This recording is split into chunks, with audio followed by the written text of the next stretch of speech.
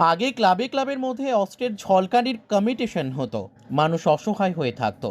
তখন মানুষ বুঝে উঠতে পারতো না কোন দিকে যাবে, সন্তানদের ক্লাবে যেতে বারণ করতো মা ও বাবারা।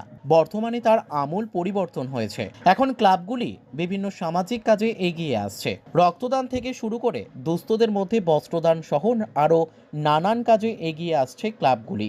মঙ্গলবার ধলেশ্বর স্থিত ব্লু লোটাস ক্লাবের প্রতিষ্ঠা দিবস উপলক্ষে রক্তদান শিবিরে গিয়ে এ কথা বলেন মুখ্যমন্ত্রী ডক্টর মানিক সাহা।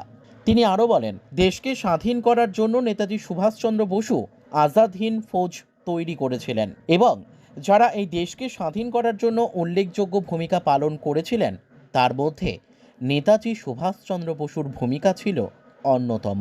আজকের এই মহান ব্যক্তির 128তম জন্মদিনে উপলক্ষে 23শে জানুয়ারি থেকে 26শে জানুয়ারি পর্যন্ত নানান সামাজিক কাজে এগিয়ে আসার জন্য ব্লু লোটাস ক্লাবের ভূয়সী প্রশংসা করেন মুখ্যমন্ত্রী ডক্টর মানিক সাহা।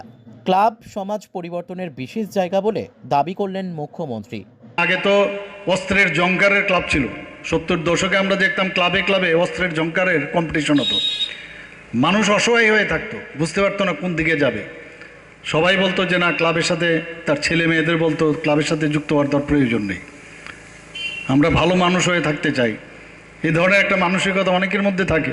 সেই ক্লাবের ভূমিকা এর জন্য আমি যেটা বলি অপরিহার্য। আজকের এই দিনে আপনারা এখানে দোলেশ্বরী উৎসব 23 থেকে 26শে জানুয়ারি পর্যন্ত প্রজাতন্ত্র দিবস এবং আপনাদের আজকে স্থাপনা দিবসও সেই উপলক্ষে বিভিন্ন কার্যক্রম আপনারা রেখেছেন। যতগুলো আগরতলা শহরে স্বনামধন্য ক্লাব আছে তার মধ্যে ব্লু লোটাস ক্লাবও একটা অন্যতম জায়গা নিয়ে নিয়েছে।